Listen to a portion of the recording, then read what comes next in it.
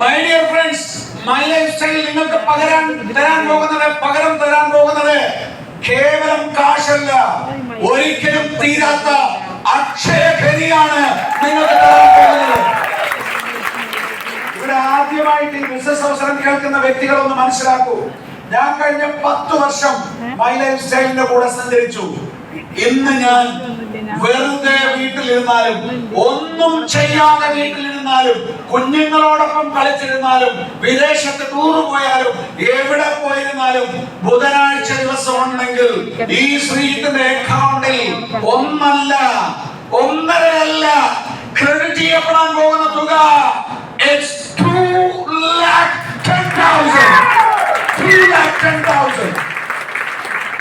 ഒരാഴ്ചയിൽ 2,10,000 എന്നാൽ മാസം 8,40,000 രൂപയാണ് സുഹൃത്തുക്കളെ.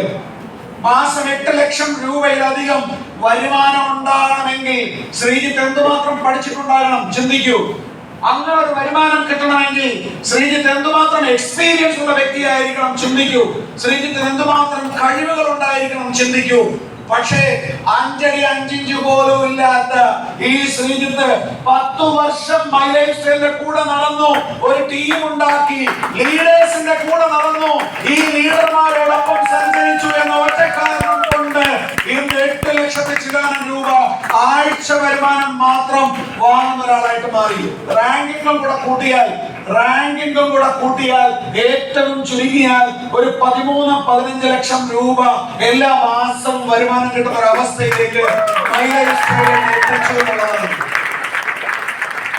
മൈ ഡിയർ ഫ്രണ്ട്സ്, നിങ്ങൾ ഇപ്പോൾ ചിന്തിക്കേണ്ട കാര്യം, ഒരുപക്ഷെ ആദ്യമായിട്ട് കേൾക്കുന്ന വ്യക്തികൾ, ഒരുപക്ഷെ ഒരു മാസമോ 2 മാസമോ ആയിട്ട് ബിസിനസ് ചെയ്യുന്നവർ, ഈ ബിസിനസ്സിൽ ഇത് എങ്ങനെ മുന്നോട്ട് കൊണ്ടുപോകണം എന്ന് ഒരുപക്ഷെ സംശയിച്ചു നിൽക്കുന്ന ആളുകളൊക്കെ ചിന്തിക്കേണ്ട കാര്യം, നമ്മൾ മനസ്സിലാക്കേണ്ട കാര്യം, ഇതെങ്ങനെയാണ് സംഭവിക്കുന്നത് എന്നുള്ളതിനെ കുറിച്ചാണ് ആദ്യം ചിന്തിക്കേണ്ടത്. അൾട്ടിമേറ്റ് ആയിട്ട് ഇതൊരു ബിസിനസ് ആണെന്ന് നമ്മൾ മനസ്സിലാക്കണം. പലർക്കും ഇതൊരു ബിസിനസ് ആണെന്നുള്ള ഗൗരവമില്ല എന്നുള്ളതാണ് കുഴപ്പമുണ്ടാക്കുന്നത്. നമ്മുടെ നാട്ടിൽ ഒരുപാട് ഹൈപ്പർ മാർക്കറ്റുകളുണ്ട്. ഈ പട്ടണത്തിൽ ചെന്നാൽ നിങ്ങൾക്ക് ഹൈപ്പർ മാർക്കറ്റുകൾ, സൂപ്പർ മാർക്കറ്റുകൾ കാണാം.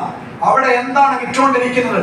അവിടെയും വിറ്റുകൊണ്ടിരിക്കുകയാണ് സോപ്പും പേസ്റ്റും ഹെയർ ഓയിലും ഫെയർനെസ് ക്രീമും ഇങ്ങനെ തുടങ്ങിയിട്ടുള്ള ഉൽപ്പന്നങ്ങൾ.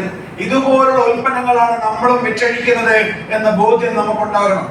ഒരു ഹൈപ്പർ മാർക്കറ്റ് തുടങ്ങണമെങ്കിൽ, ഒരു സൂപ്പർ മാർക്കറ്റ് തുടങ്ങണമെങ്കിൽ ഒന്നുമില്ലെങ്കിൽ ഇതുപോലെയുള്ള 2 നിലയെങ്കിലും ആവശ്യമുണ്ടാകും. അത് സെൻട്രലൈസ്ഡ് AC ആയിരിക്കണം ഇന്നത്തെ കാലത്ത്.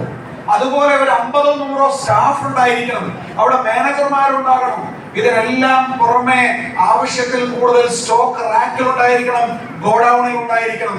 ഇതെല്ലാം വേണമെങ്കിൽ ലക്ഷങ്ങളോ കോടികളോ മുതൽ മുടക്കണം എന്ന് നിങ്ങൾ മനസ്സിലാക്കണം. ഞാൻ ഉറപ്പിച്ചു പറയുന്നു, കഴിഞ്ഞ 10 വർഷത്തെ എന്റെ ടേൺ ഓവർ എന്ന് പറയുന്നത് 2 ഓർഗനൈസേഷനും ഇപ്പൊ എനിക്ക് 85 കോടി ബിസിനസ് വോളിയം മാച്ച് ചെയ്ത് കഴിഞ്ഞു. 85 കോടി, 85 crore ബിസിനസ് വോളിയം.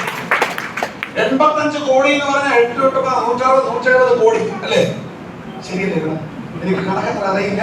2,10,000 മാത്രമേ എനിക്ക് അറിയുള്ളൂ. കണക്കാണല്ലോ.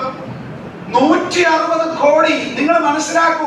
ഇവിടെ ഇരിക്കുന്ന നിങ്ങളൊന്ന് ചിന്തിക്കും. നിങ്ങൾ കുറച്ച് ബുദ്ധിമുട്ടിയാണ് നിൽക്കുന്നത് എനിക്ക് അറിയാം. പക്ഷെ മൈ ഡിയർ ഫ്രണ്ട്സ്, അടുത്ത 5 മിനിറ്റിനകം ഞാൻ ഈ പ്രോഗ്രാം അവസാനിപ്പിക്കും, ഞാൻ എന്റെ ഭാഷണം അവസാനിപ്പിക്കും.